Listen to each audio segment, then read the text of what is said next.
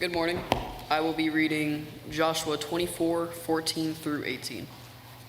Now fear the Lord and serve him with all faithfulness. Throw away the gods your forefathers worshipped beyond the river and in Egypt, and serve the Lord.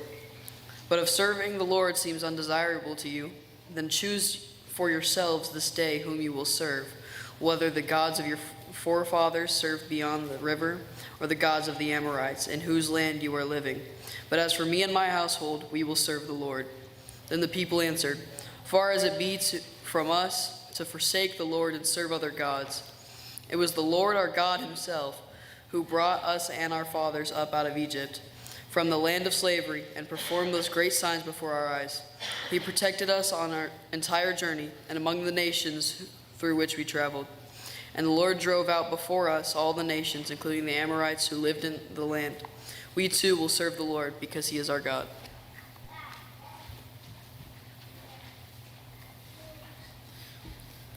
We have seen within the pages of the book of Joshua a great series of battles as well as conquests. And Joshua is nearing the end of his life, and in fact he even is dying at the end of the book of Joshua at the age of 110.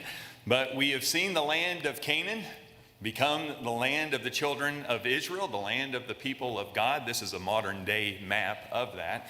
But even at the end of Joshua's life, as this land is beginning to belong to the children of Israel, there has been a great struggle. And I think part of it is in the concept of dispersing. And so that at the time of Joshua's life, he approaches the tribes of Israel and he says, there are 7 of you tribes that have yet to possess the land that has been given to you. And it's not that the battles haven't been fought, or the kings haven't been slain, or the armies defeated, or the cities taken. But for some reason, and I think it's a simple one, for some reason the tribes are not dispersing. What would cause a people to do that? Did you ever go to a Christian camp as a youth?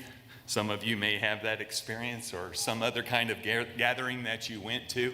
And at first you were a little bit apprehensive, but as the week or the weeks progressed, depending upon how long it was that you were there, you grew close to those people that were there. And by the end of it, you didn't want to go home. Maybe you even shed a tear. Did you ever have that experience?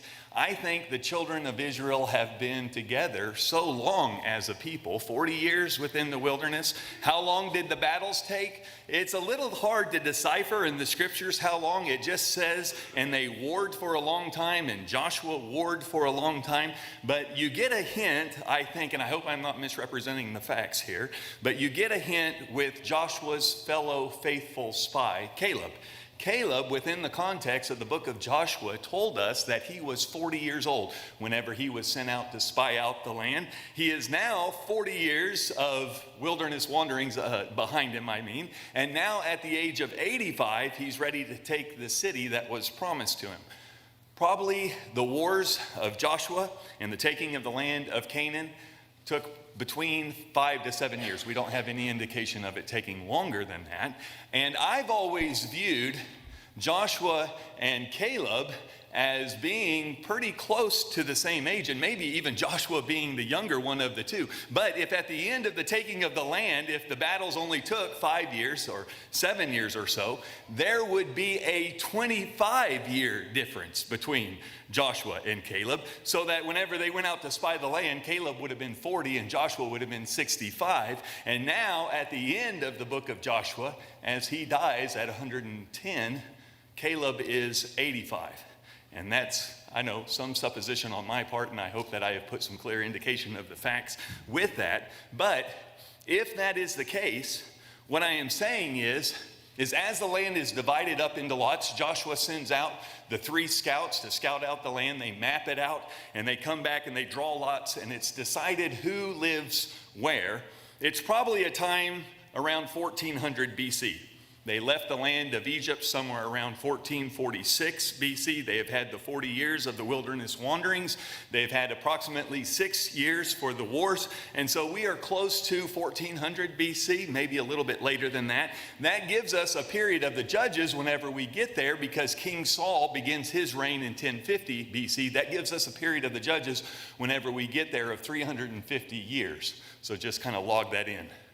So here you have a map of the various tribes and where they were located. You have 2.5 tribes that were on the east side of the Jordan, Reuben and Gad and the half tribe of Manasseh. And then all the other tribes, the other 9, are on the west side of the Jordan. Where is Levi on that map? Levi didn't get a territory. What Levi received were cities. God said, I am the inheritance for Levi. And to Levi, he gave 48 cities within the land of the children of Israel. This is a very quick overview of, where the judges come from, where they are raised up from. We'll use this whenever we get back into the book of Judges. But it also has indicators there in the blue of some of your first prophets, Elijah and Elisha, and also Isaiah and Jeremiah. This is a satellite view of your 6th city of refuge that the Levites received. I told you that they received 48 cities. These cities were of special significance within our readings. These are the cities of refuge. This is where an innocent person could flee in order to wait for the city officials to make the judgment so that he might return home if he was innocent after the death of the high priest and not fall into the hand of the avenger kinsman. North, south, east, and west, all pretty well divided. 3 cities of refuge on the east side of the Jordan and 3 cities of refuge on the west. In our reading that I had chosen for today for our subject matter in Joshua chapter 24 and verse 15, Joshua is basically making a challenge. Let's read it again.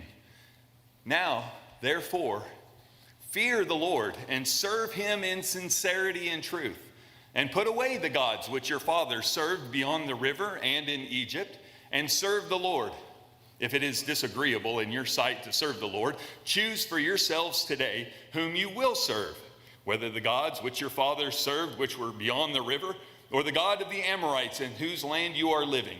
But as for me and my house, we will serve the Lord. A special emphasis on some of his words there. Choose today.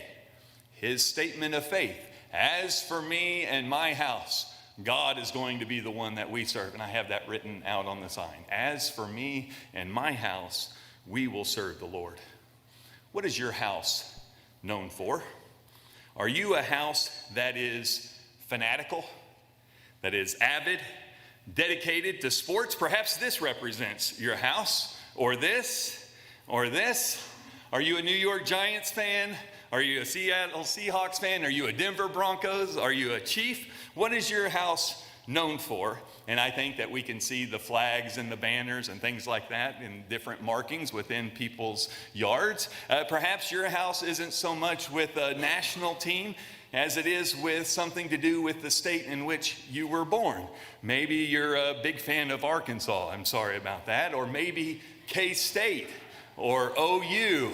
Or maybe you're a cowboy. Or maybe you are a house divided. What describes your house? Now, I hope with the little bit of jest that I'm doing here that you see the contrast. I hope that you don't take seriously that I really think that somebody's house is a chief's house and nothing else. I hope that is a given.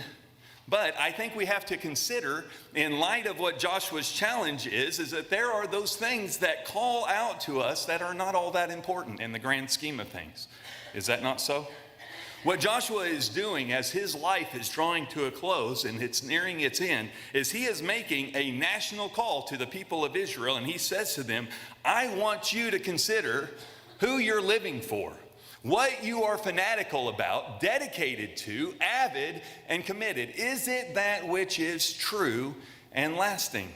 And so he poses for them some questions. He says, will you choose to serve the gods that were beyond the river? Will you choose to serve the gods that were in Egypt? Would you consider to serve the gods that are around you, your neighbors in the land in which you dwell? What kind of a God is your God? Now, if you look at verse 2 of Joshua chapter 24, you'll see clearly the scriptures saying that Terah, Abraham's father, Terah and Abraham served other gods. Have you ever thought about Abraham being an idolater? There was a time in Abraham's life whenever he didn't know Jehovah. We pick up with him in Genesis chapter 12 as God calls him. What I'm trying to emphasize to you is that Abraham had baggage, and it wasn't the type that you put on a pack mule as you leave Ur of the Chaldees. Abraham had religious baggage whenever God approached him. But there was something within the heart and the mind of Terah and Abraham that God saw as being very positive.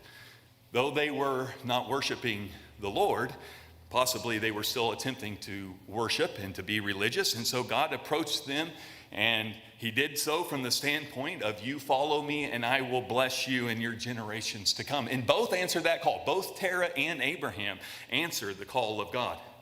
When God gives them the choice, then, when Joshua does, of you serve the God of your fathers beyond the river, what he would be playing into is their traditionalism, probably about 600 years worth of traditionalism. Another interesting note, not only were Terah and Abraham coming from idolatrous backgrounds, but the children of Israel in the time of Joshua still have idols. Did you notice that? Within our reading, they are still struggling with idolatry. And so this isn't some preacher mechanism for teaching. Joshua's not doing something that is strictly academic for the sake of an argument. Joshua understands that the hearts of the people are divided. Even at this particular moment, the giving of the law, the deliverance from Egypt, the passing of that great leader, Moses, even now, Joshua knows that there are allegiances, other allegiances that are calling out to the people. And so he says, would you serve the gods beyond the river? Or will you serve the gods of the Amorites in whose land you dwell? Are we ever influenced by our neighbors, by our peers, by our society, by our nation? Do we not struggle even today with the concept of holding fast to that which is true as to opposed to what has been voted in or what has been decided by the courts? Joshua says, would you serve your ancestral gods, or would you simply become culturally acceptable and serve the gods that your neighbor has, the Amorites? We know that the land of Canaan was full of the fertility gods like the Baals and the Ashtaroths, and they worshiped them on the high places. And in fact, God had warned them. Do you remember what his command was whenever he sent them into the land of Canaan? He said, you had better wipe them out, because if you don't, if you leave them to coexist alongside of you, they will become a thorn in your flesh and they will draw you away. And so we are going to have a period of time in the judges. How many judges are there? 15 judges. We're going to have a period of time where that is self-evident, that Israel is struggling with their religion because they had let those nations, left them, remnants of them within the area of Palestine, and they are affecting them in their belief system. But Joshua offers that to him. He says, would you serve the gods of the people whose land you dwell? In other words, would you like to just get along? Is that what's most important to you? Would you have peace with your neighbor just for the sake of peace? Would you do that which is the easiest route, what seems likable or acceptable or reasonable? And then Joshua clearly says, or will you do what I am going to do? Joshua, what is your house like? And I think there is a direct dichotomy that Joshua is establishing for the children of Israel, and it's in anticipation of the struggles that they are going to face. When Joshua says clearly, if you would follow that which is right, you would follow, implied is the God who called your father Abraham. In other words, he left those gods that he served beyond the river. He promised our father Abraham, this is all implied, not clearly spoken, he would make of him a great nation. And Joshua could have done this, and look around you. Might have been what his implication would have been. You are evidence of the promise of God, not simply the fact that you are here, but within the land, and God's promises to your father are continuing even to this day, he might say, because he has promised us this land, and God will even raise up within us that which will be a blessing to all nations. Hinting whenever he says, would you follow Jehovah, is this is a God in whom you owe your very existence. He delivered us. And the children of Israel respond to Joshua with these facts. Well, how can we not serve God? He's the one that delivered us from Egypt. How could we not serve Jehovah? He is the one that led us through the wilderness. They might have thought about the crossing of the Jordan. He is the one, they say, who has fought for us and has defeated our enemies. Now, it's pretty evident in some of those battles that it was God, the one that was doing the work. I mean, whenever you have hailstones falling from the sky, the sun standing still, and all the kings delivered neatly into a cave, it's evident that it is God that is at work. And the people are seemingly responding just as they should, just as God would have them to do. But even in that, that is not the reason for Joshua being faithful. What Joshua is saying, as for me and my house, we will serve the Lord, is in spite of whatever choice you might make, my house will be God's house. Now, is Joshua trying to be an isolationist? Does Joshua desire to separate and divide? Does Joshua want it to make it uniquely his own God and nobody else can make that claim? All of those are not true, but Joshua is saying, my faith does not depend upon your faith. It's not that Joshua doesn't want to walk with the children of Israel, but Joshua is clearly saying, even if you make other choices, my house is God's house. What does Joshua know personally?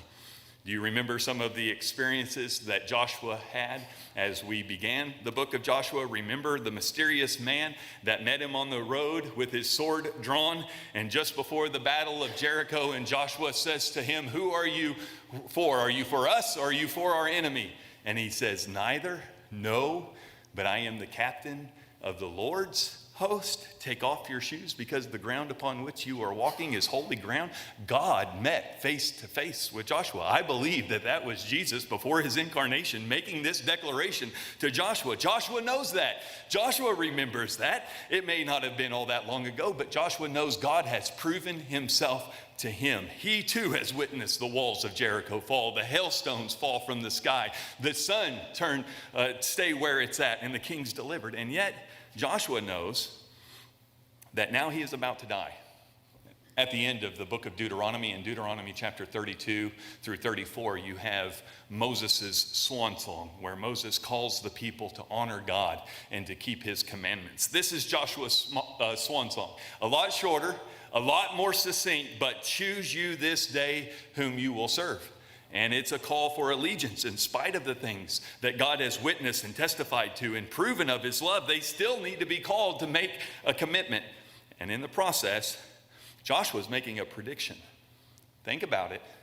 As for me and my house, we will serve the Lord. He's about to die. What's the prediction that he is making? I have had sufficient influence upon my descendants that they will walk in the way that I walked. Isn't that a prediction? As for me and my house, we will serve the Lord. Joshua is taking a stand which basically resonates with the history that he has led. First, Moses' right-hand man, now the leader, the general, the deliverer, the one through whom God has worked and carried out the sword, the holy war that he has carried out against Canaan. And now Joshua is making a statement of faith, not simply for himself, but for his children. As for me and my house, we will serve the Lord. This is the house that Jack built. This is the house that Jack built. This is the malt that lay in the house that Jack built. This is the rat that ate the malt that lay in the house that Jack built. This is the cat that killed the rat that ate the malt that lay in the house that Jack built. This is the dog that worried the cat that killed the rat that ate the malt that lived in the house that Jack built. This is the cow that with a crumpled horn that tossed the dog that worried the cat that killed the rat that ate the malt that lay in the house that Jack built. This is the maiden, all forlorn, that milked the cow with a crumpled horn that tossed the dog that worried the cat that killed the rat that ate the malt that lay in the house that Jack built. This is the man all tattered and torn that kissed the maiden all forlorn, that milked the cow with a crumpled horn that tossed the dog that worried the cat that killed the rat that ate the malt that lay in the house that Jack built. This is the judge, all shaven and shorn, that married the man all tattered and torn, that kissed the maiden all forlorn, that milked the cow with the crumpled horn, that tossed the dog that worried the cat, that killed the rat, that ate the malt, that lay in the house that Jack built. This is the cock that crowed in the morn, that waked the judge all shaven and shorn, that married the man all tattered and torn, that kissed the maiden all forlorn, that milked the cow with the crumpled horn, that tossed the dog with that worried the cat, that killed the rat, that ate the malt, that lay in the house that Jack built. I'm going to skip one verse. You're going to have to add it in on your own here. This is the horse and the hound and the horn that belonged to the farmer sowing his corn, that kept the cock that crowed in the morn, that waked the judge all shaven and shorn, that married the man all tattered and torn, that kissed the maiden all forlorn, that milked the cow with a crumpled horn, that tossed the dog, that worried the cat, that killed the rat, that ate the malt, that lay in the house that Jack built. What kind of a house is this? We don't even know, do we? It just says the house that Jack built. And you assume, well, I put a picture there for you so you can kind of see it. What about your house? Okay? This is the house, and then put your name there, built. This is the house that built. How would that poem go? What kind of a house have I built? What kind of an example have I set?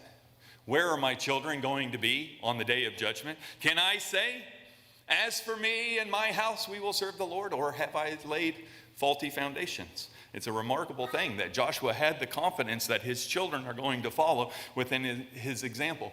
And in the process of saying what he said at the end of his life, he was proclaiming to them that not only would they remain faithful to Jehovah, but that his children would follow him into the next life, to Canaan's land. I'm on my way to that heavenly Canaan's land. Let's sing that song. Have I sufficiently prepared my family? Am I setting an example of one who is going to cross the Jordan, that river of death, and be able to lay claim to the promises of God for those that love him? To Canaan's land. To Canaan's land. I'm on my way where the soul never dies. My darkest night will turn to day where the soul never dies. No sad farewells, no tears in eyes, where all is gone and the soul never dies. A rose is blooming there for me where the soul never dies, and I will spend eternity where the soul never dies. No sad farewells, no tears in eyes, where all is gone and the soul never dies. I'm on my way to that fair land where the soul never dies, where there will be no parting and the soul never dies. No sad farewells, no tears in eyes, where all is gone and the soul never dies. This is a picture of the Sikes reunion from 2012. And if you don't think that we like that song, you need to come to a reunion sometime. This is the house that Jack built. My Papa Sikes' name was Jack. These are his children, their mates, and over 100 plus grands and greats. And his house was full of Jacks. Walter Jack was his name. Stanton Jack is my father. I am Jedediah Jack. And then Ethan Jack. And then the baby there in the picture is my sister's boy, whose name is John Elton, but we just call him Jack. As for me and my house, we will serve the Lord. That is representation of 4 generations. And I pray that you pray, that we continue to serve the Lord as we stand and as we sing.